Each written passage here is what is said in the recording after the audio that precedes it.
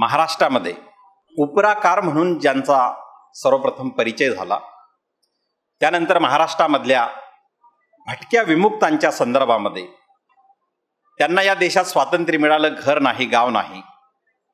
त्यानंतर या समाजाला परंपरेतून बाहेर काढण्यासाठी ज्यांनी धम्म चळवळ ही चालवली.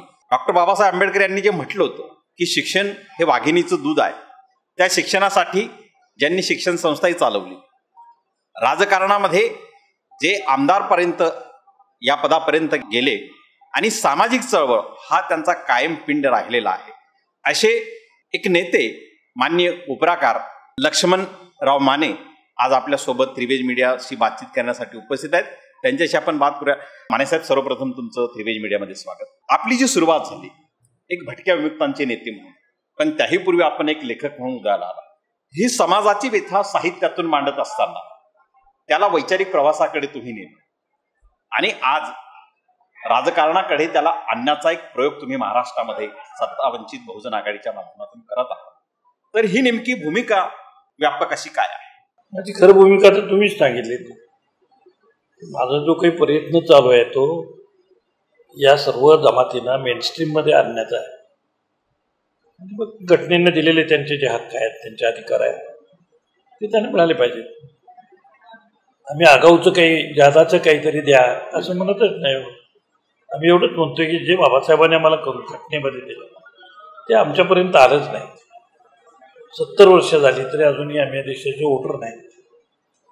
आम्हाला सांगायला गाव नाही, राहायला घर नाही. त्याच्यामुळं ज्याचं कुटुंबच अस्थिर आहे त्याच्या आयुष्याला स्थिरता कशी येणार? आणि ही स्थिरता जोपर्यंत येत नाही तोपर्यंत शिक्षणाकडे कसं वळणार? जे शिक्षण झालं पाहिजे असं म्हणणं वेगळं आणि प्रत्यक्षामध्ये त्यासाठी धडपड करणं वेगळं. सरकारची जी काही धोरणं आहेत तर ती पूर्ण या समाजाच्या म्हणजे कडे दुर्लक्ष करणारी आहे. म्हणजे याची नोंद घ्यावी या समाजाची असं काही राज्यकर्त्यांना वाटत नाही. त्याचं कारण त्यांची एका जागेला जे पॉप्युलेशन नाही, स्कॅटर्ड आहे 10-12%. पण ती 10-12% जरी असली तरी ती एका जागेला नाही. त्याच्यामुळे त्यांना पॉलिटिकल रिप्रेझेंटेशन नाही. ग्रामपंचायत टू पार्लमेंट त्यांना कुठेच प्रतिनिधित्व नाही.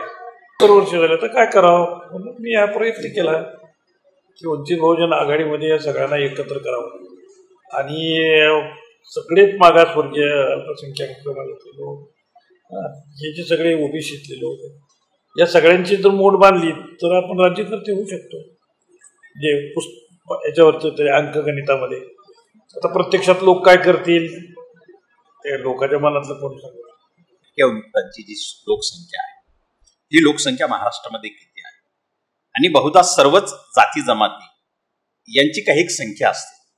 तर आज भटक्या विमुक्त मधल्या जातींची किंवा जमातींची संख्या नेमकी किती आहे? माझ्या हिशोबाप्रमाणे जेव्हा मी याची संघटना बांधली तेव्हा 42 होत्या. आता वाढून त्या 50-52च्या पुढे गेल्या असतील अशी शक्यता आहे. कारण त्याच्यात भर पडत राहतात राज्यकर्ते. जो कोण अंगावर जातो त्याला उचलतात आणि भटक्यांच्या यादीमध्ये घालून टाकतात. कारण ते ओपन आहे, तिथे विरोध करण्याची कोणाची क्षमता नाही. जे अन्याय झाला तर गप गुमान सहन करणं, याच्या पलीकडे त्यांच्या पुढे काय पर्याय आहे? त्यामुळे त्यांची पॉप्युलेशन ही जवळपास 12% दरम्यान येईल. म्हणजे वंजारी त्यातले सोडले समजा तर उरलेल्यांची टक्केवारी ही 12% जाते. परंतु यांना पॉलिटिकल रिप्रेझेंटेशन 1% सुद्धा नाही. म्हणजे या 70 वर्षामध्ये यापैकी कुणीही पार्लमेंट पाहिलेलं नाही. पार्लमेंट पाहिलेलं नाही. रिप्रेझेंट करणं तर फार पुढची गोष्ट आहे. पार्लमेंट कुठं असते, काय असते ते सगळं पेपरात आणि फोटोमध्ये बघून जे कळलं असेल तेवढंच. आणि ते शिकलेली थोडी पोरं असतील त्यांना. बाकीच्यांना पार्लमेंट काय आहे ते कुठं माहिती आहे, कुठनं कारभार चालतो, काय त्याला देणं घेणे. त्याच्या गावचा पाटील हा त्याचा मालक असतो. त्यामुळे त्याला पुढच्या फार गोष्टी काय करणार. सर, सत्तेपासून वंचित राहणाऱ्या बहुजनांसाठी निर्माण झालेली आघाडी हा एक राजकीय प्रयोग आहे. परंतु तुम्ही 80चं दशक पाहिलं असेल, 70चं दशक पाहिलं असेल, समाजवाद असेल, साम्यवाद असेल, आंबेडकरवाद असेल, या सर्व वादांनी चळवळीचं एक अंग होतं.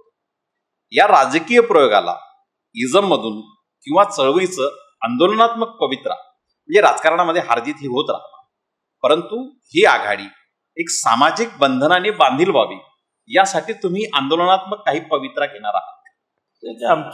आमचं राजकारण आणि आमचं समाजकारण, बाबासाहेब म्हणाले की हे वेगळं नसतं. आम्ही जे जे काही करतो ना ते राजकारणच असते. आमचं धम्मकारण सुद्धा आमचं राजकारणच असतं.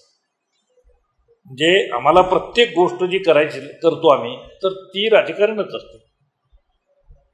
फक्त धम्मकारण हे दीर्घ पल्ल्याचं राजकारण असतं, काही छोट्या टप्प्यावरचं राजकारण असतं आणि काही अगदीच पायापुरतं असतं, पण राजकारणच असतं. राजकारण असलं तरी त्याच्यामधला जो गाभा आहे, म्हणजे आता सत्ता वंचित असणाऱ्या जातींना या आघाडीत आता घेतलेलं आहे, परंतु या व्यतिरिक्त या सर्व जातींनी एका मंचावर कायम यावं यासाठी नेमकी काय काय भूमिका असेल, काय प्रयोग असतील? तर मला सुरुवातीला मी 42 जमाती चालवल्यात एकत्र 40 वर्ष, आणि मला फेडरेशन चालवायचा मोठा अनुभव आहे या बाकीच्या सगळ्या आमच्या मित्रांच्या पेक्षा. आम्ही फेडरेशन मोठं चालवलं. त्याच्यानंतर मी बाळासाहेबांना म्हटलं की ह्याचं आता हे जे फेडरेशन आहे तर ते आपण त्याचा विस्तार आणखी करूया, आणि तो प्रयोग आम्ही सुरू केला महाराष्ट्रामध्ये आणि त्याला यश मिळत गेलं. लोकांनाही पटलं की ज्यांना मिळालंच नाही काहीच ते कायमचे किरड्याच्या कडेला, आणि काही लोक हे तुपाशी. तर असं कसा घटनेत लिहिलंय का कुठे? नाही ना, घटनेत तर सगळी माणसं समान लिहिली, जन्मानं समान असतात, त्याच्यानंतर मतदान पेटीपुढे ती समान असतात. आम्हाला राजकीय समानता मिळाली नाही, पण सामाजिक समता मिळाली नाही, आर्थिक समता मिळाली नाही, सांस्कृतिक समता मिळाली नाही. त्याच्यामुळं आम्ही मागे फेकलं गेलो, आणि जे प्रबळ गट होते त्यांनी हा देश म्हणजे आपल्याला आमदानी मिळालेला आहे अशा समजुतीमध्ये, जे पूर्वीचे राजे महाराजे जसे सरदार दरकदार होते तसे हे आधुनिक राजे महाराजे म्हणले. म्हणजे यांना लक्षातच आलं नाही की लोक आपल्याला राजा बनवत आहेत. लोक राजा बनवतात, राजा आईच्या पोटातनं जन्माला येत नाही. बाबासाहेब म्हणाले तू मतपेटीतनं जन्माला येतो, बरोबर आहे. आता ही गोष्ट राज्यकर्त्यांनी लक्षात घ्यायला पाहिजे होती, पण ती त्यांना घ्यायचीच नव्हती. म्हणून आता आमच्या लक्षात आलं ना की आम्हाला पर्पजली किंवा हेतुपुरस्पररित्या डावललं जात आहे. तर हे जेव्हा लक्षात आलं तेव्हा आम्ही पण हेतुपुरस्पर एकत्र येण्याचा निर्णय केला. सर, राजकीय समता मिळाली. डॉक्टर बाबासाहेब आंबेडकर म्हटले की संविधान लागू झाल्यानंतर हा समाज, भारतीय समाज एका विरोधाभासामध्ये तो प्रवेश करला की राजकीय समता परंतु आर्थिक आणि सामाजिक विषमता. आज परिस्थिती अशी आहे की संपूर्ण अर्थव्यवस्था किंवा आर्थिक संस्था या भांडवलदारांच्या ताब्यात आहे. सत्ता वंचित बहुजन आघाडी ही जर सत्तेवर आली तर या आर्थिक प्रयोगामध्ये नेमका काय अजेंडा असणार? पहिली गोष्ट आमचा खाजगीकरणाला विरोध आहे. जागतिकीकरण आणि उदारीकरण याला आमचा विरोध आहे. त्यामुळे आम्ही खाऊच्या धोरणाच्या बाजूचे नाही. आम्ही श्रमिक, कष्टकरी, मागासवर्गीय, दलित, उपेक्षित, शेतकरी, कामगार यांच्या बाजूचे लोक आहोत. कष्टकऱ्यांच्या बाजूचे आम्ही लोक आहोत. त्याच्यामुळे भारतीय संविधानामध्ये जो समाजवाद सांगितलेला आहे त्या समाजवादाला आम्ही कमिटेड आहोत. तेव्हा आमचा पक्ष हा समाजवादाचा आग्रह धरणाऱ्या लोकांचा पक्ष. आम्हाला समाजवाद आणायचा आहे, भांडवलशाही नाही. आम्हाला न विचारता राज्यकर्त्यांनी 90 साली भांडवलशाही आमच्यावर लादली. आमचं वोटिंग घेतलं होतं? नाही. आम्हाला विचारलं होतं? नाही. गॅटचा करार केला, आम्हाला काही विचारलं होतं? नाही.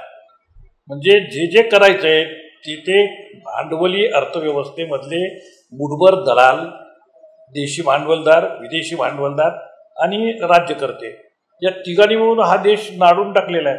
त्यामुळे 1% लोकांच्याकडे देशातली 73% संपत्ती आहे, 1% लोकांची, आणि दुसरीकडे 99% लोकांच्याकडे देशातली 27% प्रॉपर्टी आहे.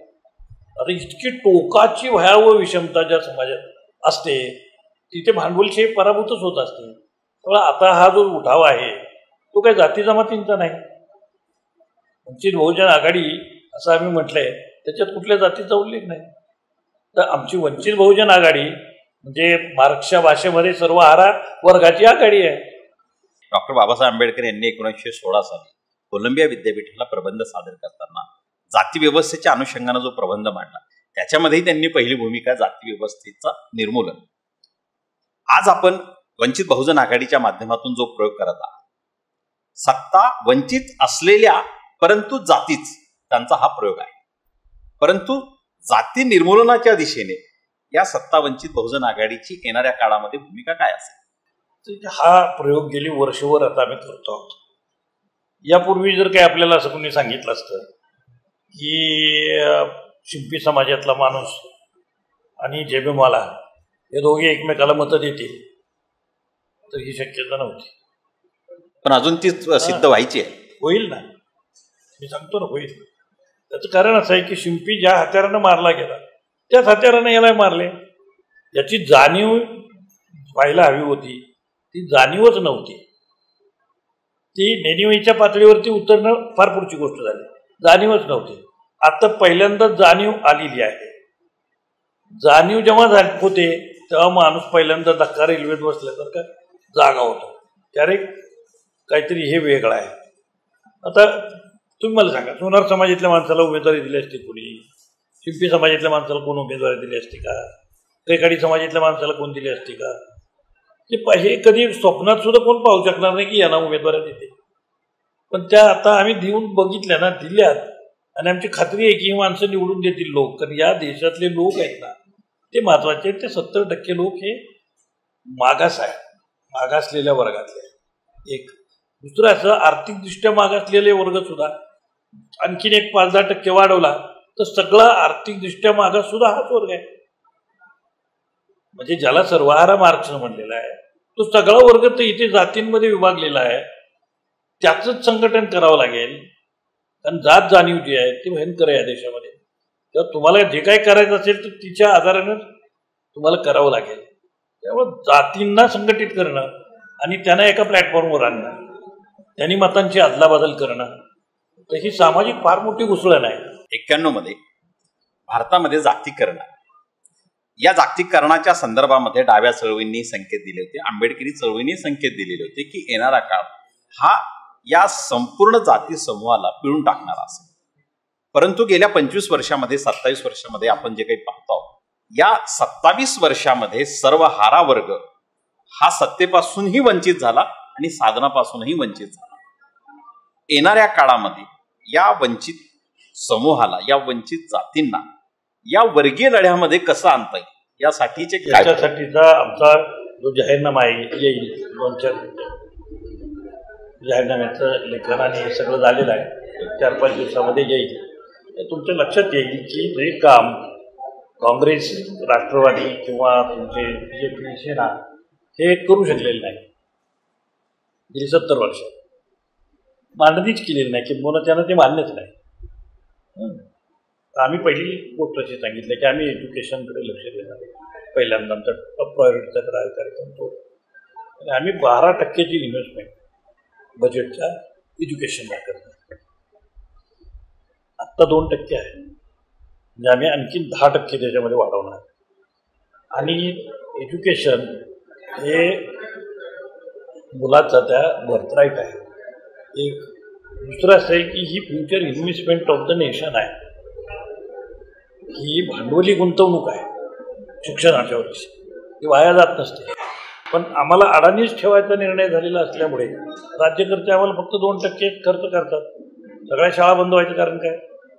शिक्षकांचे पगार भरमसाठ वाढवत आहे, तर ते अंगावर येतील, संप करतील, ते बुमाबुम करतील, अनरेस्ट तयार करतील. म्हणजे संघटित वर्गाच्या पुढे तुम्ही मान चुकवतात. आणि ही जी बारकी पोरं आहेत जी ज्यांना काही समजत नाही, म्हणजे अज्ञान आहेत किंवा अज्ञान आहेत, त्या अज्ञान मुलं काही ते मोर्चे काढू शकतात, ती मेळावे घेऊ शकतात, भाषण करू शकतात, नाही करू शकत. तर त्यांचा जो राईट आहे, ह्युमन राईट, हा ह्युमन राईट आपण भांडवली अर्थव्यवस्थेमध्ये नाकारतोय. त्याच्यामुळे वर्ग वंचित राहत आहेत शिक्षणापासून. आमचा पहिला कार्यक्रम हा प्रायमरी एज्युकेशन फ्री, 12वीपर्यंतचं शिक्षण प्रत्येक मुलाचं फुकट असेल, त्याला 1 पैसा, त्याची बाब किती श्रीमंत असू. नाही, हा जाहीरनामा जो आहे हा सत्तेत आल्यानंतर राबवण्याचा एक भाग आहे. परंतु समाज व्यवस्था जी काही आज आपण बघतोय, राजकीय व्यवस्था, समाज व्यवस्था, आंदोलन या देशामध्ये होताना दिसत नाही. आणि आंदोलन समजा होत असतील तर जनलढे ज्याला आंदोलनाची भाषा, आंदोलनाची दिशा बदलण्याची आवश्यकता आहे. आम्ही मोर्चे काढून आमचे आयुष्य गेली, मेळावे घेतले, मोर्चे केले, काय तुरुंगात गेलो, 100दा मार खाल्ला, सगळ्या भानगडी केल्या. हे सगळं केल्याच्या नंतर आता आमचं मत असं आहे की बाई याच्यातनं मार्ग काही काढायचा असेल तर तुमच्या हातात सत्ता पाहिजे. तुमच्या हातात सत्ता जर का नसेल तर तुम्ही कायमचे गुलाम राहताय. म्हणून आमचा हा प्रयोग चाललेला आहे की आम्ही काही करून सत्ता मिळवणार. आता नाही मिळाली 5 वर्षांनी करू, पण तिची दबे आता हा ब्रेक करू शकत नाही कोणी. बाबासाहेबही जे स्वतः म्हणत होते की सामाजिक बदल झाल्याशिवाय किंवा सामाजिक प्रबोधन झाल्याशिवाय राजकीय क्रांती येत नाही.